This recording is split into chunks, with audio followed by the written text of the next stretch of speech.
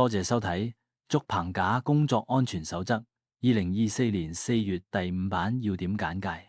免責聲明：呢條片只係作參考用，大家應該自己閱讀原本嘅條例、法規同埋實務守則，確保完全理解內容同遵守相關要求。片入面提供嘅資訊唔係法律意見，亦唔可以當作法律依據。製作人對片入邊可能出現咗錯誤、遺漏，或者因為呢條片而作出咗任何行動，概不負責。呢個工作守則提供咗實用嘅建議，幫助我哋遵守竹棚架安全要求。請注意，唔遵守呢個守則可能會喺刑事訴訟中被起訴。首先，我哋嚟了解一啲關鍵定義。合資格人士係指由承包商委任、曾受訓同埋具有豐富實際經驗嘅人，通常有10年以上經驗。佢哋必須能夠閱讀同理解棚架圖。曾受訓練嘅工人負責現場搭建、重大增設、改動同埋拆除竹棚。佢哋必須完成正式培訓，或者通過中級工藝測試，並且至少有1年竹棚工作嘅經驗。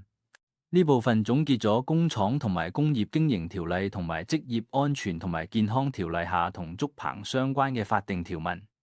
東主有責任確保工作中嘅健康同安全，提供安全嘅機械、設備同埋工作系統，並維持安全嘅工作環境。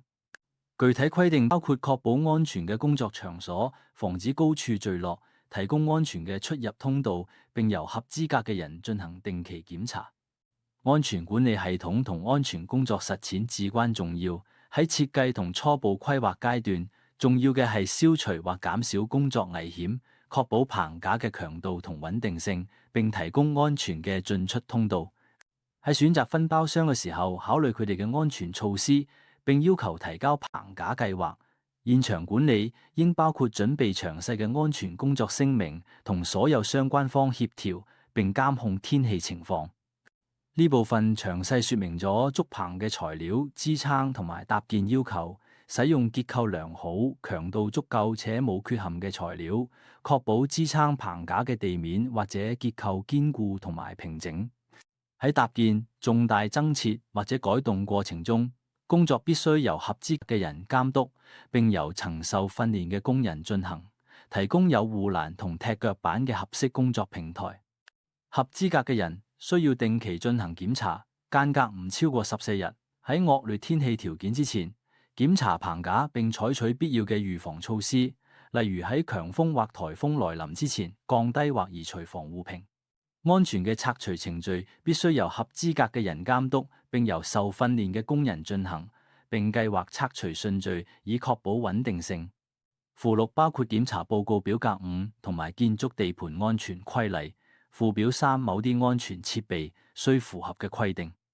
附圖展示咗正確嘅棚架建造、工作平台、進出通道、支撐、橫木同埋懸跳棚架。多謝收睇。如果你中意呢類影片，記住俾個 like、share 同訂閱呢個頻道。